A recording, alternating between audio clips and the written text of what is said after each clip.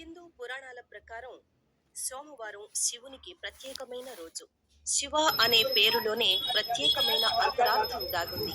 శి అంటే శాశ్వత ఆనందం, మగవాళ్ల శక్తి అని, వా అంటే మహిళల శక్తి అని అర్థం.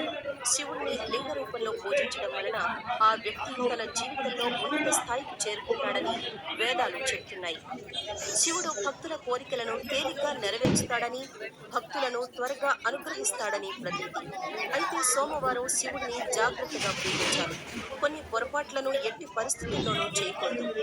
శివ పూజ చేసేటప్పుడు జాగ్రత్తలు తీసుకోవాల్సి ఉంటుంది.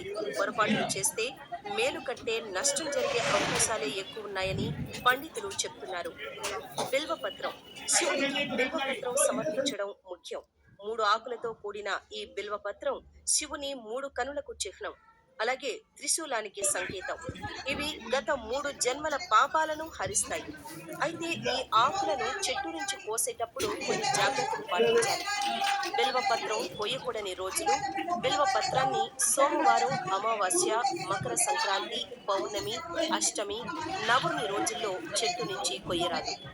సరిగ్గా లేని పత్రాలను పూజకు పెట్టరాదు. నీటితో శుభ్రం చేసిన తరువాతే శివుడికి అర్పించాలి. కుంకుమ వద్దు. శివలింగానికి కుంకుమ పెట్టరాదు. కేవలం గంధం మాత్రమే ఉపయోగించాలి.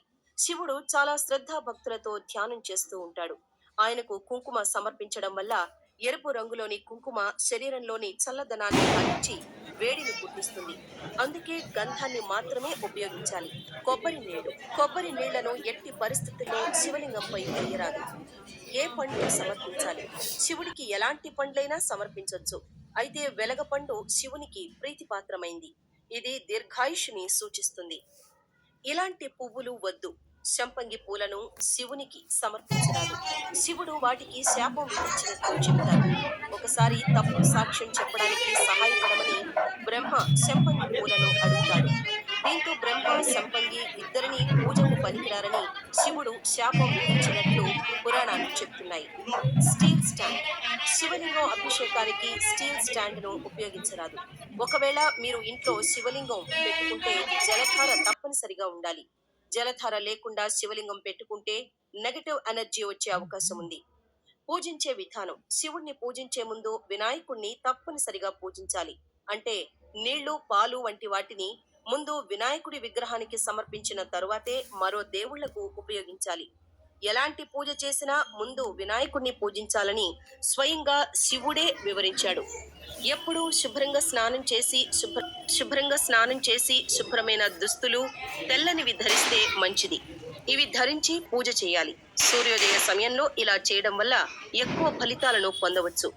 మంత్రం: పూజలు చేసే సమయంలో ఓం నమఃశివాయ మంత్రాన్ని స్మరించుకోవాలి. ఈ 5 అక్షరాల మంత్రం చాలా శక్తివంతమైంది. ఇదే పంచాక్షరి మంత్రం. తులసి ఆకుచే శివునికి పూజ చేయరాదు. శివపురాణం ప్రకారం శివుడు తులసి భర్తను చంపేశాడు. ఆ కథ గురించి తెలుసుకుంటే, తులసి హిందువులు పవిత్రంగా భావించే మొక్క తులసి మొక్క. దీన్ని పూజిస్తే పాపాలు తొలగిపోతాయని అపార నమ్మకం. మన ఆలయాల్లో తులసి ఆకు లేనిదే పూజ జరగదు. వచ్చిన భక్తులకు సకల పాపాలు తొలగి నిండు నూరేళ్లు ఆరోగ్యంగా జీవించాలని ఈ తీర్థాన్ని అందిస్తారు. అయితే పురాణాల కథ ప్రకారం శివుణ్ణి తులసి ఆకులతో పూజించరాదు. రాక్షస రాజైన శంఖచూడుడు చేసిన తప్పులకు శివుడు అతన్ని శూలంతో సంహరిస్తాడు. శంఖచూడుడి భార్య తులసి. ఆ రాక్షసుడి చేతిలో కష్టాల పాలవుతున్న తులసి ఒక మొక్కగా మారిపోతుంది. అయితే ఆ రాక్షస రాజు అంటే తులసి భర్తను చంపిన కారణంగా శివుణ్ణి తులసి ఆకులతో పూజించరాదు. కాబట్టి తులసి ఆకులను ఎట్టి పరిస్థితుల్లో శివునికి సమర్పించరాదు. ఈ పొరపాటును అస్సలు చేయకండి. మరో విషయం ఏంటంటే, వినాయకుడికి కూడా తులసిచే పూజ చేయరాదు. ఆ కథ గురించి తెలుసుకోవాలంటే మా ఛానల్ ని ఫాలో అవుతూ ఉండండి.